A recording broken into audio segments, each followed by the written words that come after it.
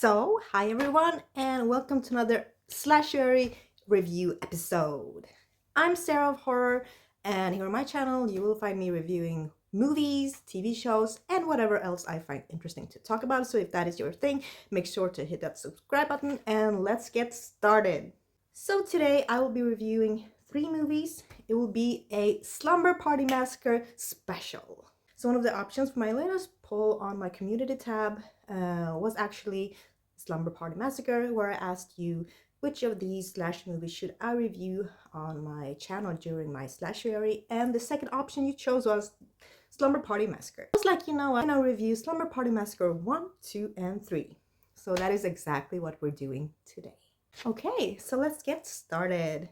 Slumber Party Massacre, 1982. It's directed by Amy Holden Jones. It's starring Michelle Michaels, Robin Still, Michael Vieira, Deborah DeLiso, and Andre Honoré. During a slumber party where there are a few young women, it turns into a nightmare when a recently escaped psychopath wielding like a big drill crashes their party and kills anyone in his way.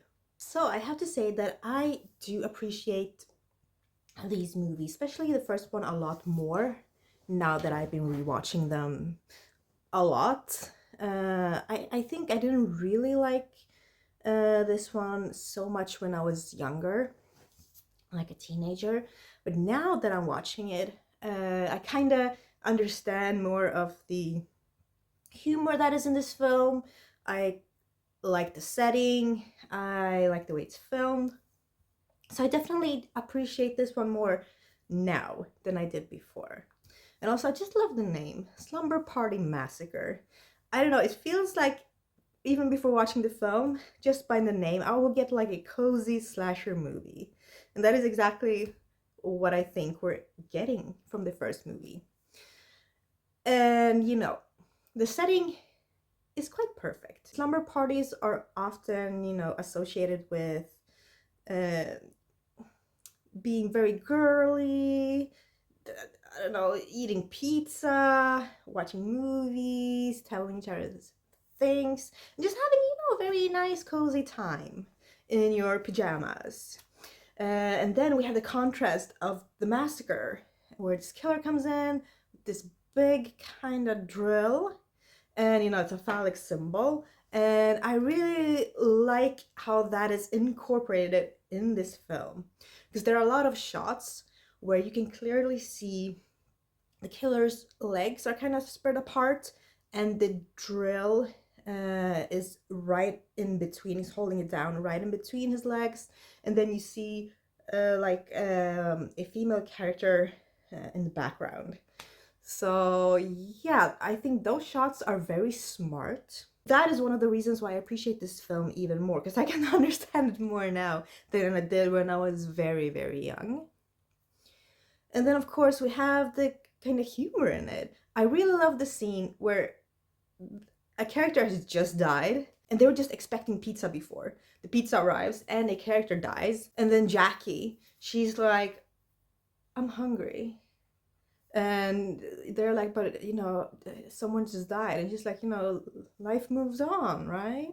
And she takes a slice and she starts eating it. And yeah, I found that so hilarious, amongst all of this carnage and murder and massacring. There's always time for pizza, for sure. Pizza is very important. I get it. I would also love me some pizza right now, but I think I have to wait maybe 1 or 2 weeks or something. Yeah, I have other things to eat in my fridge. But yeah, I think it's a very winning concept, and it's a film that can appeal to most slasher fans, especially to slasher films from the 80s. It is memorable, and I think they picked a right kind of psycho or killer, and I do like the murders. They are creative, and also like the last 15-20 minutes with the fighting with the killer, I think that was really good. That was very, very good. It was exciting. It really was. So yeah, as I said, I definitely appreciate this one much more now than I did before. You know, a lot of characters are kind of stereotypical, but I mean, I wouldn't expect a lot to change in that sense from an 80s slasher films. There are of course exceptions, but in this one, you know, it works. It doesn't make this one less good or, you know, less fun to watch. It's still a fun and enjoyable slasher with some dark humor in it. And I have to say, the characters are still memorable, but I think the most memorable, of course, is the Psycho with the big drill. So, what do I give the Slumber Party Massacre? I'm giving it a 8 out of 10. So an 8 out of 10 to Slumber Party Massacre. We are off to a good start in my second Slashuary video of this month. Right, Butler? He agrees. And he's also saying, let's move on. Okay, so Slumber Party Massacre 2. It is from 1987. It's directed by Deborah Brock. It's starring Crystal Bernard, Jennifer Rhodes, Kimberly MacArthur, Patrick Lowe, Juliet Cummins, and Heidi Kozak Haddad. So in this one we have Courtney, who is the younger sister of Valerie. Valerie was one of the characters in the first movie. And Courtney, she's actually in a band. Yes, she's in a female band, and they are planning a trip. So they go down to this trip, but Courtney, she has these premonitions and feelings that something bad is going to happen. And guess what? Something bad does happen. And yeah, a killer is stalking and killing them. Yeah, so out of all of these movies, before rewatching them, I think this one is actually the one I kind of remember most because of one thing. And that is the killer's choice of weapon. I mean, it is a big drill that is connected to a red guitar, which is very cool. They have designed that in a really eye-catching way, and it also fits with them being in a band. And she's there with, you know, her band. And I think it's very fitting. And in this one, we could see that the director and cinematographer, they really just took a lot of creative solutions. There are a lot of like dreamy-esque scenarios, hallucination scenarios, and just it feels very unreal. A lot of scenes just feel very trippy and like out of there. And it is very different from the first one. The vibe and tone, very, very different. The first one felt like kind of more grounded, kind of more realistic in a way. But this one, you know, it's a very unrealistic, very dreamy-esque vibe to it. And I like that, you know, they went for something different. They're going in a different direction. They want to make the sequel stand out more, so it's not really forgettable. And it's not forgettable. And the kills are also quite fun in this one. And we also have dreamy-esque scenarios from the main character when she looks at her friends. Like there's a very memorable pimple scene. It just goes bigger and bigger. Yeah.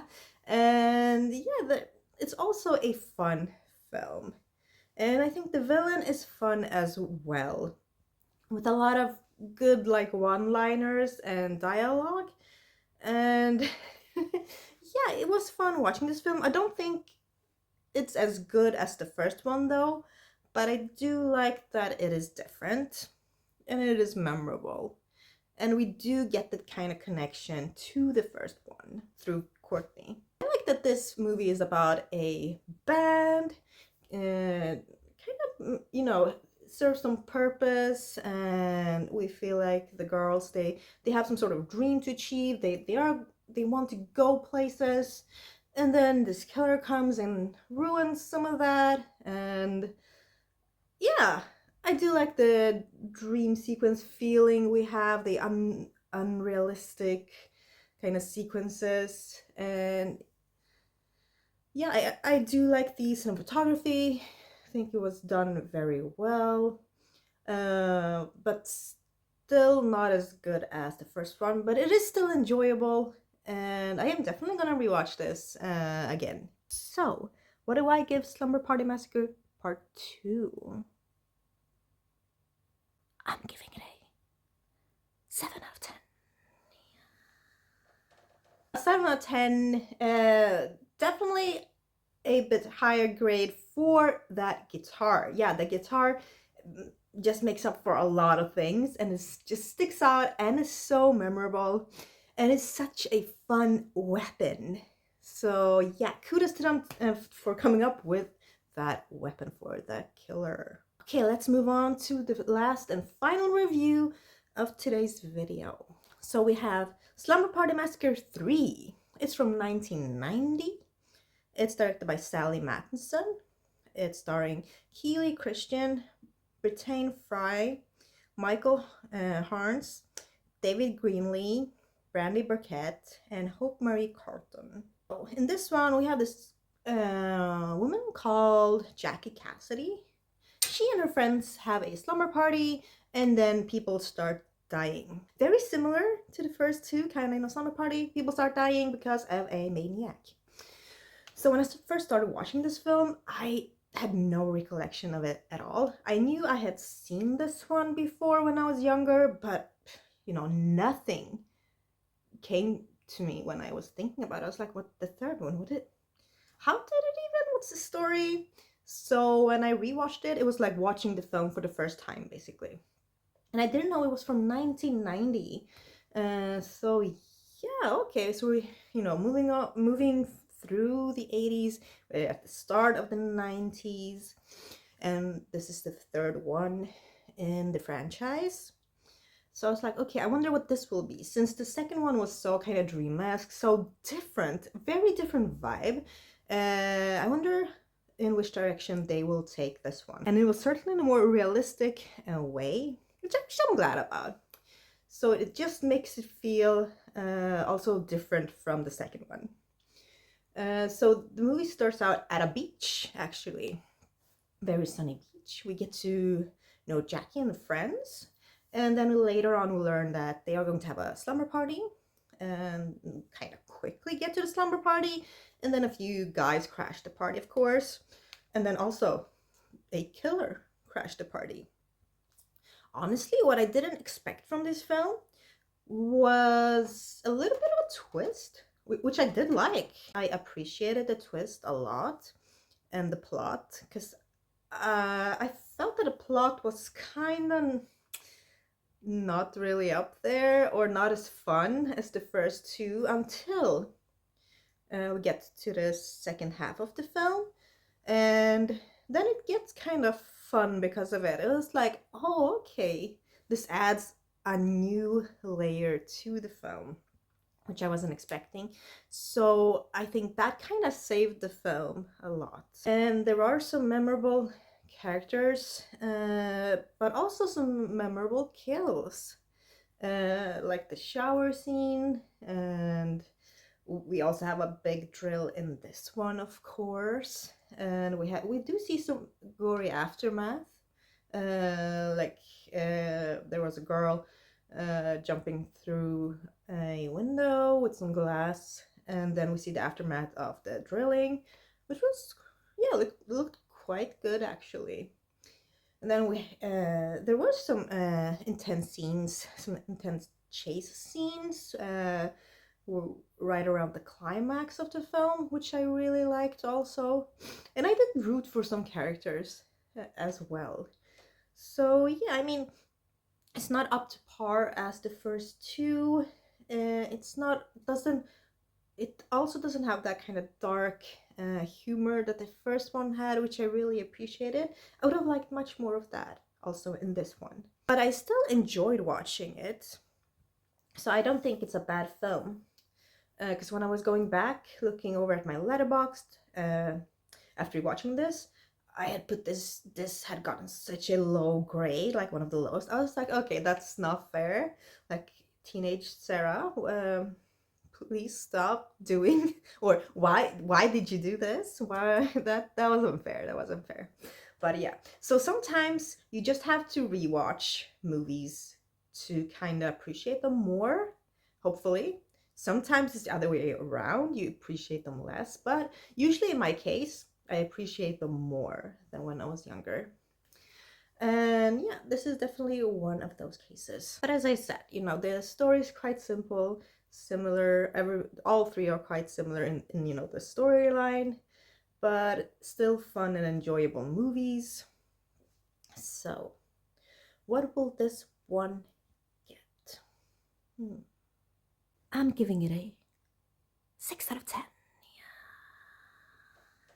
Yeah, so a 6 out of 10 for Slumber Party Massacre 3.